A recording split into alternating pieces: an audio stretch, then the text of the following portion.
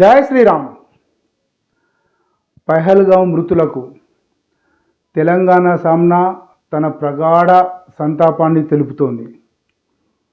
వారి కుటుంబాలకు ధైర్యాన్ని ఇవ్వాలని ఆ దేవుణ్ణి మనస్ఫూర్తిగా కోరుకుంటుంది. ఈ సందర్భంగా ఒక విషయాన్ని మనమందరం క్షుణ్ణంగా పరిశీలించాల్సిన అవసరం ఉంది.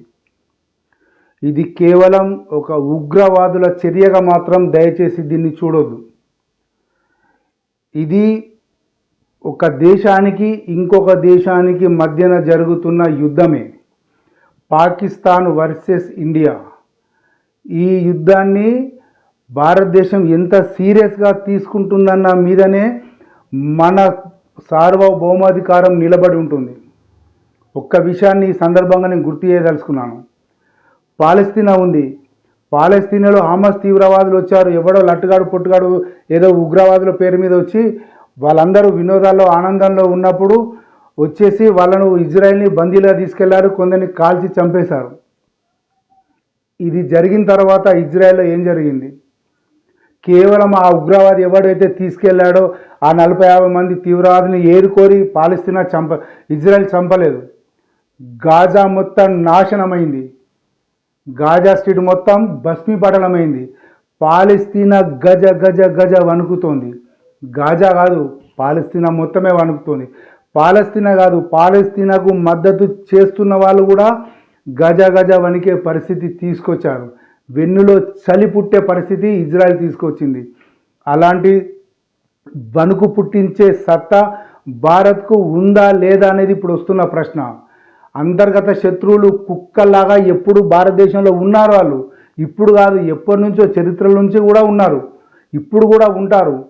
కానీ వాళ్ళెవ్వరిని పట్టించుకోవాల్సిన అవసరం లేకుండా భారతదేశం ఖచ్చితంగా పాకిస్తాన్ మీద తన ప్రతాపాన్ని చూపెట్టాలి. ఎందుకంటే ఆ తీవ్రవాదాలని పెంచి పోషిస్తుంది పాకిస్తాన్ కాబట్టి.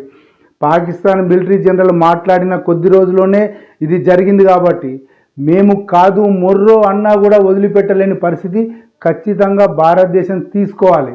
వాడు విలవిల ఏడవాలి, వాడు పాకిస్తాన్ వాడు విలవిల ఏడవాలంటున్నా.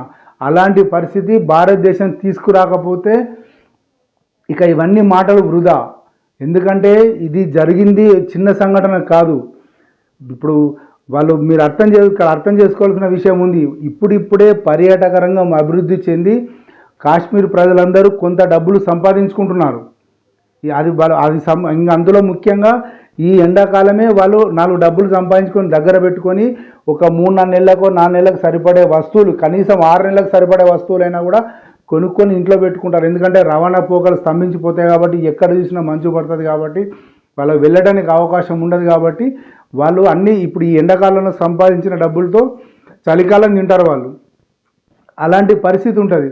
అలాంటి పరిస్థితి లోపల ఈ ఎండాకాలమే వాళ్ళ జీవన వృత్తి మీద వాళ్ళు దెబ్బ కొట్టిన తర్వాత ఇప్పుడు వాడు ఏం చేస్తాడు? ఇండైరెక్ట్గా అరే పైసా నయ్యేనా క్యా కరింగే పత్తర్ పేకింగ్ అని చెప్పి వస్తాడు. ఇది జరుగుతుంది అక్కడ. ఇది ఇంతకుముందు జరిగింది కూడా ఇలాంటిదే. ఇలాంటి పరిస్థితి కేంద్ర ప్రభుత్వం ఆలోచించాల్సిన అవసరం ఉంది. చాలా చాలా సీరియస్గా ఈ దెబ్బను ఇజ్రాయెల్ ఎలా తీసుకుందో భారతదేశం కూడా అలాగే తీసుకోవాలని చెప్పి మాత్రం భారతదేశ ప్రజల్లో డిమాండ్ పెరుగుతోంది. ఈరోజు చాలా మటుకు ధర్నాలు లేకపోతే రాస్తారోకాలు, సంఘీభావాలు, ర్యాలీలు నడుస్తున్నాయి. చాలా సంతోషకరమైన విషయం. ప్రజలందరూ ఈ విషయం లోపల ఏకతాటిపై ఉండాల్సిన అవసరం ఉంది. జాతీయవాదానికి, దేశభక్తికి, భారతదేశ ప్రజలకు ఒక్క చిన్న దెబ్బ విదేశీ నుంచి తగిలినా కూడా సహించాల్సిన అవసరం లేనటువంటి పరిస్థితి తీసుకోవాలని చెప్పి మాత్రం ఖచ్చితంగా చెప్తోంది తెలంగాణ సామ్నా. అదే కోరుకుంటుంది. జై శ్రీరామ్.